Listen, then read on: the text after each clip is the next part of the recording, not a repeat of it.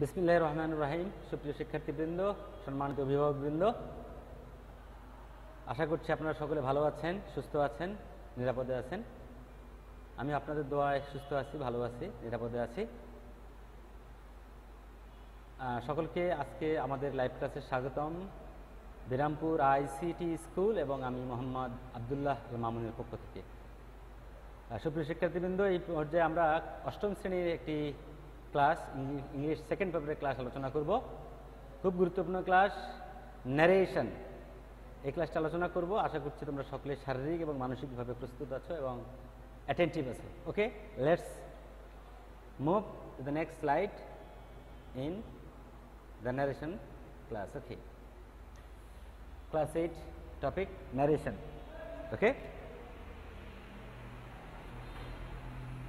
read the conversation and then guess something. নিচের কনভারসেশনটি পড়ো এবং কিছু অনুমান করার চেষ্টা করো।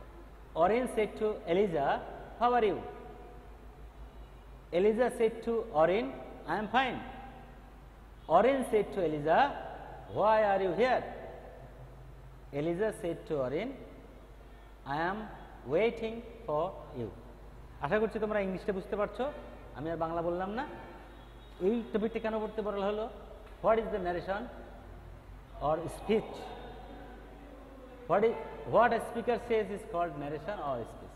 স্পিকার যেটা বলে সেটা ন্যারেশন, উক্তি, স্পিচ, বক্তৃতা, কথা, যাই বলি না। Kinds of narration, direct narration, indirect narration, এগুলো তোমরা জানো, আমি খুব বেশি টাচ করছি না। ডিরেক্ট ন্যারেশন আবার দুই প্রকার, পার্ট অফ রিপোর্টিং ভার্ব আর পার্ট অফ রিপোর্টেড স্পিচ। দুই রকম ভাগ থাকে। হ্যাঁ, একটা রিপোর্টিং ভার্ব, একটা রিপোর্টেড স্পিচ। এই হলো তোমাদের ন্যারেশনের অংশ। ডিরেক্ট ন্যারেশন দেখো কিরকম। Elite says to me, I have done my duty. এটা হলো ডাইরেক্ট ন্যারেশন, প্রত্যক্ষ উক্তি। ইনডাইরেক্ট ন্যারেশন কিরকম? এটারই indirect. L told me that he had done his duty. Elite বললো যে সে তার দায়িত্ব পালন করেছে। আর এখানে কি বলছে? এলিট বললো যে আমি আমার দায়িত্ব পালন করেছি। এই কথাটা, এই যে কোট কথাটা এলিটের মুখ থেকে বের হয়েছে, আর এটা এলিটের মুখ থেকে বের হয়নি, আরেকজনের মুখ থেকে বের হয়েছে। এই জন্য এটা ইনডাইরেক্ট ন্যারেশন, প্রত্যক্ষ উক্তি। এটা ডাইরেক্ট ন্যারেশন। এটা হলো পরোক্ষ উক্তি, ইনডাইরেক্ট ন্যারেশন। ডাইরেক্ট ন্যারেশন, প্রত্যক্ষ উক্তি। Elliot said to me, I haven't done my duty. Elliot এটা reporting subject, said to reporting verb, me হচ্ছে রিপোর্টিং অবজেক্ট, আর I have done my duty এটা হচ্ছে রিপোর্টেড স্পিচ। এটা হচ্ছে ন্যারেশনের অর্গান, অঙ্গ প্রত্যঙ্গ। ভেঙে ভেঙে দেখানো হলো তোমাদেরকে বোঝানোর জন্য। Elite said to me, part of reporting verb. I have done my duty, part of reported speech. Reporting verb, reporting speech, inverted comma লাগবে। এই জিনিসগুলো আমাদের লাগে। ইনভার্টেড কমা না দিলে ডাইরেক্ট স্পিচ লেখা যাবে না। Reporting verb change, sentence. Assertive থেকে রিপোর্টিং ভার্বটা কিভাবে পরিবর্তন হবে, কোন সেন্টেন্সের জন্য কিভাবে? যদি অ্যাসার্টিভ হয় told, said, said to. Interrogative যদি হয় অ্যাক্সড অথবা ইনকোয়ার্ড অফ, অ্যাক্সড অথবা ইনকোয়ার্ড অফ। ইম্পারেটিভ কি হবে? Requested, ordered, advised, proposed, forward, ইত্যাদি ইত্যাদি এটসেট্রা। অপটেটিভের ক্ষেত্রে কি হবে? উইশড অথবা প্রেড, উইশড বা প্রেড ফর। এক্সক্লেমেটরির জন্য এক্সক্লেম, এক্সক্লেমড উইথ জয় অথবা এক্সক্লেমড উইথ সরো। এভাবে পরিবর্তনটা হতে পারে। সেন্টেন্স ইনভার্টেড কমা চেঞ্জ কীভাবে হবে? অ্যাসার্টিভের ক্ষেত্রে দ্যাট, ইন্টারোগেটিভের ক্ষেত্রে ইফ অথবা হোয়েদার অথবা ডব্লিউএস কোয়েশ্চেন, তিনটা হতে পারে। ইম্পারেটিভের ক্ষেত্রে টু, নট টু, দ্যাট। অপটেটিভের ক্ষেত্রে দ্যাট, এক্সক্লেমেটরির ক্ষেত্রেও দ্যাট। তাহলে এখানেও দ্যাট, এখানেও দ্যাট, এখানেও দ্যাট, হ্যাঁ এখানেও দ্যাট। শুধু এই জায়গা থেকে পরিবর্তন হয় ইফ অথবা হুইদার অথবা যে ডব্লিউএস থাকে সেটা আমরা পরিস্থিতি বুঝে করব। হ্যাঁ, আর এখানে কমেন্টে বলা হচ্ছে ইয়েস এর ক্ষেত্রে টু, নট, নো এর ক্ষেত্রে নট টু, আর প্রপোজড প্রস্তাব যদি বোঝায় তাহলে, অথবা সাজেশন বোঝায়, সাজেস্টেড বোঝায় তাহলে দ্যাট। তাহলে পার্সন চেঞ্জ করতে হবে, টেন্স চেঞ্জ করতে হবে, টাইম প্লেস এগুলো চেঞ্জ করতে হবে। কি কি চেঞ্জ করতে হবে তার একটা কার্য প্রণালী।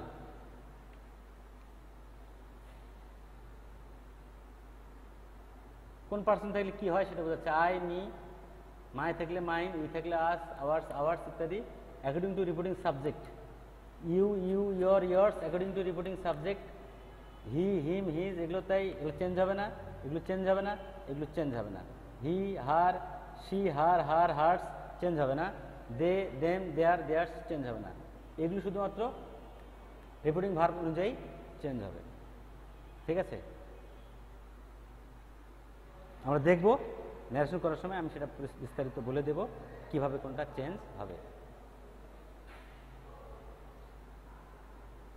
আচ্ছা, পরিবর্তনটা বলি। চেঞ্জ পরিবর্তন। পাস্ট ফর্ম থাকলে পাস্ট ফর্ম, প্রেজেন্ট ফর্ম থাকলে পাস্ট ফর্ম, পাস্ট ফর্ম থাকলে হ্যাড, অ্যামিজার থাকলে ওয়াজার, ওয়াজার থাকলে হ্যাড বিন থাকলে হ্যাড বিন, হ্যাভেস থাকলে হ্যাড থাকলে হ্যাড বিন, হ্যাজ বিন থাকলে হ্যাড বিন। ক্লিয়ার? যদি উইল, পরিবর্তন এভাবে হবে। প্রেজেন্টগুলো সব পাস্ট হবে, পাস্টগুলো কী হবে বলে দিচ্ছি এখানে। পাস্টগুলো পাস্ট ইভেন্ট পাস্ট পারফেক্ট হবে, past continuous past perfect continuous হবে, বাকিগুলো অপরিবর্তন থাকবে। আর প্রেজেন্টগুলো ফিউচারগুলো সব শ্যাল উইল দিয়ে শুরু হয়, যেন শুধু উড দিয়ে হবে, উড দিয়ে পরিবর্তনটা হবে। ডন্ট থাকলে ডিডেন্ট, ডাজন্ট থাকলে ডিডেন্ট থাকলে হ্যাডেন্ট, ক্যান থাকলে কুড, উইল থাকলে উড, শ্যাল থাকলে উড, শুড বলা আছে এখানে, সাধারণত আমরা উড করি, উডটা বেশি ভালো। মে থাকলে মাইট, মাস্ট থাকলে মাস্ট অথবা হ্যাড টু। নাও, জাস্ট থাকলে দেন, হেয়ার থাকলে দেয়ার, দিস থাকলে দ্যাট, দিস থাকলে দোজ, জাস্ট থাকলে সো, এগো থাকলে বিফোর, টুডে থাকলে দ্যাট ডে অথবা দ্য নেক্সট ডে। ইয়েস্টারডে থাকলে দ্য প্রিভিয়াস ডে অথবা দ্য ডে বিফোর, টুমরো থাকলে দ্য ফলোয়িং ডে হবে, লাস্ট মান্থ থাকলে the previous month, next month থাকলে দ্য নেক্সট উইক থাকলে দ্য ফলোয়িং উইক। অ্যাসার্টিভ সেন্টেন্সের ক্ষেত্রে, Elite said to me I love you, Elite told me that he loved me. এখানে that বসেছে, আইটা এলিটকে বুঝিয়েছে এই জন্য হি বসেছে। প্রেজেন্ট টেন্স থাকলে পাস্ট টেন্স হয়েছে, ইউটা মিকে বুঝিয়েছে এই জন্য এখানে মি হয়েছে। Clear? Elite said to me what is your name, interrogative sentence এই জন্য এখানে হোয়াট বসেছে। এখানে আস্কড বসেছে সেডের পরিবর্তে। My name was, what my name was, ইসটা আছে এখানে। বাক্যটাকে অ্যাসার্টিভ করতে হবে, ইন্টারোগেটিভ থেকে অ্যাসার্টিভ করতে হবে। এখানে হোয়াট ইজ ইয়োর নেম লাগতে my name was, what my name was, তাহলে বাক্যটা অ্যাসার্টিভ হয়ে গেল। Elite said to me do you learn me, এখানে ডু ডাব্লিউএস কোশ্চেনের জন্য ইফ বসছে। এখানে হোয়াট থাকলে হোয়াট বসবে, ডাব্লিউএস থাকলে ডাব্লিউএস ওয়ার্ড থাকলে সরাসরি ডাব্লিউএস ওয়ার্ড বসবে। আর যদি ইয়েস নো কোশ্চেন হয় তাহলে ইফ বসবে, কারণ এটা ইয়েস নো কোশ্চেন, এখানে কোনো ডাব্লিউএস নাই, এই জন্য ইফ বসছে। একই রকম elite asked me if I learn ICT, এখানে ইফ বসছে, এখানে আস্কড বসছে প্রশ্নবোধক চিহ্নের জন্য, এবং লার্নটা লার্ন হয়েছে এই। Elite said to me do not waste your time, do not এটা হলো ইম্পারেটিভ সেন্টেন্স, এখানে ফরবেড হবে, নিষেধ করেছে এই জন্য ফরবিড থেকে forbade. Elite forbade me two, এখানে ফরবেড মানে নিষেধ করা, এই জন্য নটটা আর বলবে না, টু ওয়েস্ট মাই টাইম। এটা আরেকভাবে করা যায়, Elite told me not to waste my time, তাহলে নটটা তখন সেক্ষেত্রে ব্যবহার করা যাবে। এখানে ফরবেড ব্যবহার করলে আর নটটা ব্যবহার করার প্রয়োজন পড়ে না। ফরবেড মানে হলো না করা। Father forbade me two waste my time. Clear? Mother said to me always speak the truth, তাহলে এখানে কি করেছে, মাদার অ্যাডভাইস দিয়েছে, উপদেশ দিয়েছে, তাহলে বলতে হবে mother advised me to speak the truth always. নিষেধ করলে নিষেধ, উপদেশ দিলে অ্যাডভাইসড, অনুরোধ করলে রিকোয়েস্টেড, আর আদেশ করলে অর্ডার, যেমন এখানে আছে। Said to me may you get golden plus, এটা অপটেটিভ সেন্টেন্সের ক্ষেত্রে হবে। He wished that I might, এখানে মাইট কথাটা বসাতে হবে। অ্যালোন থাকলেও মাইট বসবে, মে থাকলেও মাইট বলবে। He wished that I might get golden plus, তাহলে he said to me may you golden plus, সে আমাকে বললো আমি যেন গোল্ডেন প্লাস পাই, তাহলে বলছে হি উইশড দ্যাট, এখানে উইশড ফর মি দেওয়া যায়, wished for me that I might get golden A plus. My mother said to me, Allah একই রকম, এটার মতনই মাদার, এখানে আল্লাহর নাম আছে, ভগবানের নাম আছে, জন্য প্রে ব্যবহার করেছি আমরা, এখানে আল্লাহ ভগবান নাই, যার কারণে এখানে উইশ ব্যবহার করেছি। তাহলে মাদার প্রেড ফর মি দেওয়া যেতে পারে, ফর মি না দিলেও চলবে। My mother prayed that Allah might bless me, Allah might bless me. Exclamatory, he told me that I was very happy, he said to me how happy you are. আমি উল্টা করে যদি বলি, এটা প্রশ্ন ধরো, direct speech, he said to me how happy you are, তাহলে he told me that I was very happy.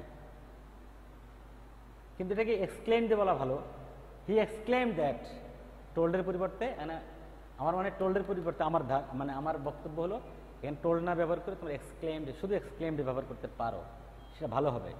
হ্যাঁ, সামহাও এটা আমরা লিখেছি, কিন্তু এটা exclaimed will be the better.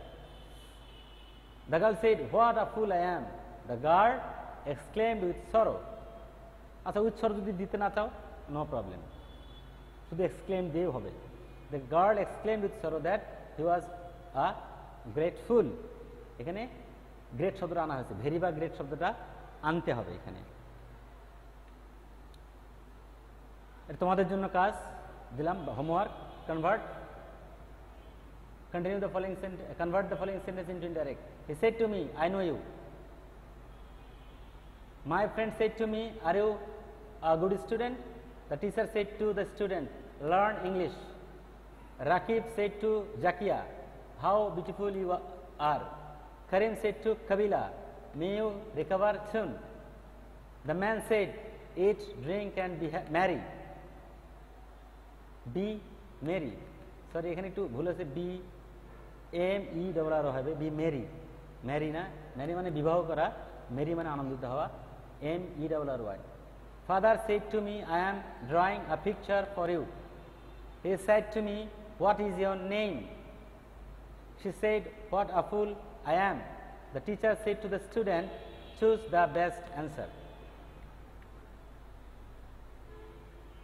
Pair work, জোড়ায় কাজ তোমাদের জন্য। Write the difference between repeating verb and repeating speech, write the technique of changing person and tense.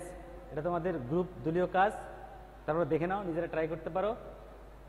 Home task, change the following speech from direct to indirect. আগেরটাও দিলাম, এটাও দিচ্ছি। The teacher said to me where is your village? Father said to his son, I will give you a laptop. He said to me, may you be happy. Phone me at night, said he. He said to me, what a strange idea it is.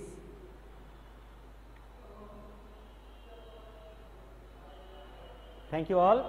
If you need any help, please call us and visit our page. Okay, thank you. আশা করি সকলে বুঝতে পেরেছ। আমি খুব shortcut কিন্তু খুব স্বচ্ছভাবে বলার চেষ্টা করেছি। তারপরেও যদি কোনো সমস্যা থাকে, then you can consult with us, but we are very clear, transparent to put the subject matter very easily. Okay, thank you all, thank you very much.